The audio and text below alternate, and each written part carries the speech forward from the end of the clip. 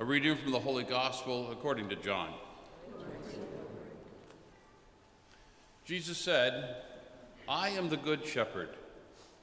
A good shepherd lays down his life for the sheep. A hired man, who is not a shepherd and whose sheep are not his own, sees a wolf coming and leaves the sheep and runs away. And the wolf catches and scatters them. This is because he works for pay and has no concern for the sheep. I am the good shepherd, and I know mine, and mine know me, just as the Father knows me, and I know the Father. And I will lay down my life for the sheep. I have other sheep that do not belong to this fold. These also I must lead, and they will hear my voice, and there will be one flock, one shepherd. This is why the Father loves me, because I lay down my life in order to take it up again. No one takes it from me, but I lay it down on my own. I have the power to lay it down and the power to take it up again. This command I have received from my Father." The Gospel of the Lord. Praise to you, Lord Jesus Christ.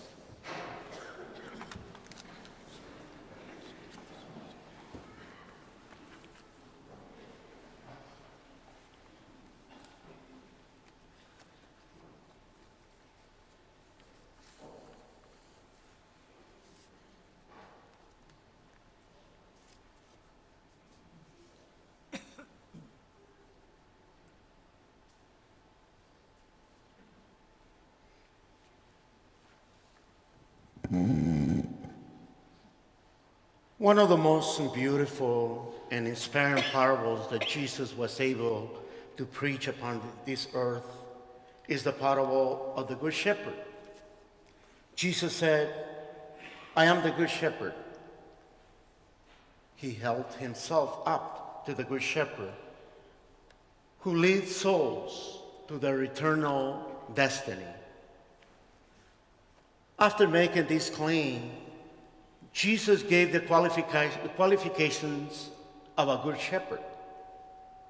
A good shepherd is one who lays down his life for his sheep, such as one who loves his flock and is willing to make a sacrifice for them.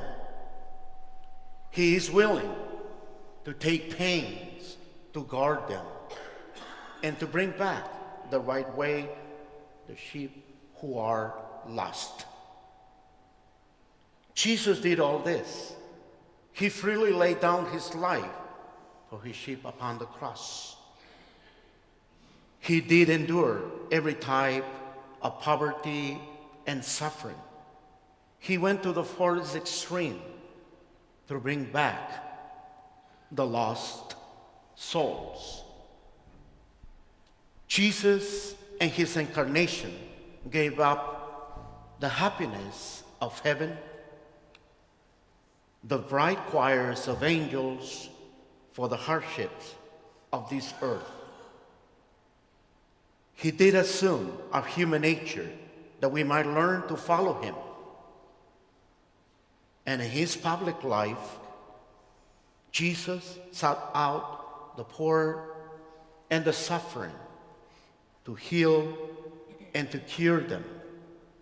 He was able to preach to the lost souls and show them a hope for salvation. To those hungry for spiritual nourishment, Jesus did offer his body and his blood as a food and drink. He truly did endure a bloody passion and die on the cross so that we might have eternal life. Contrast those actions of Jesus and those of a hired man. A hired man is not a shepherd.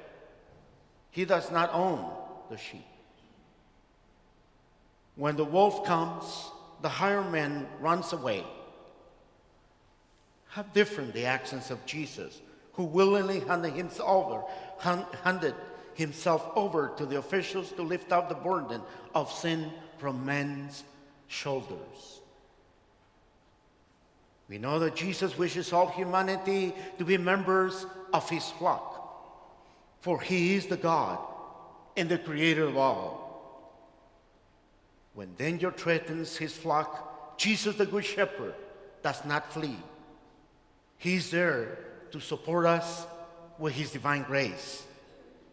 He gives sufficient grace to all of us to overcome temptation or sin. To the soul that is in the state of sin, Jesus is there to offer him the gift of forgiveness or salvation. Jesus said, I know mine and mine know me. Jesus knows each one of us, for he is God and he knows all things. He knows even our own most secret thoughts, words, and actions. He knows us far better than we know ourselves. Jesus, in turn, allows each one of us to know him.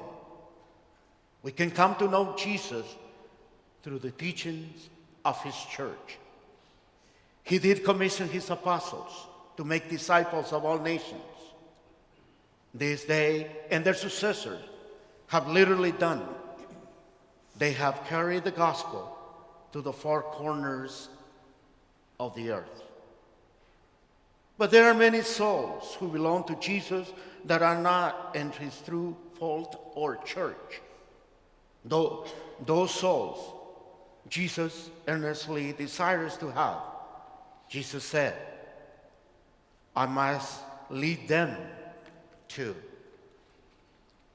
How will Jesus bring those souls to himself?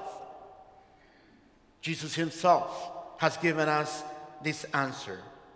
He said, they will hear my voice.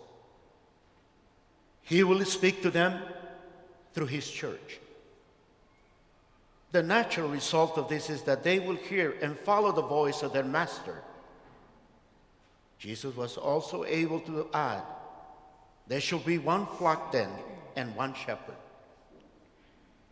This is the goal that Jesus seeks, that all men and women will become members of his church.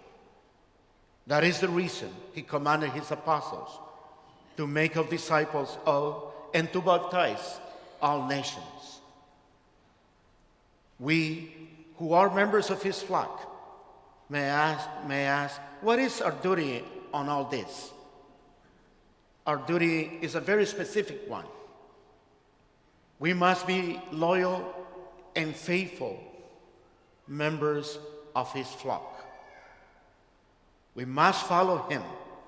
We must imitate his actions. We must acknowledge him to be our true shepherd and leader. And for this reason then, as members of his flock, of his church, we must give a good example to others. We must attend Mass on Sundays and live up to the other obligations of our Catholic faith. We should strive to keep our souls continually in the state of sanctifying grace. We should frequent the sacraments often. The sacraments are the means of making this grace grow in our souls. If we do this, then Jesus, the Good Shepherd, will lead us into the pasture of eternal happiness.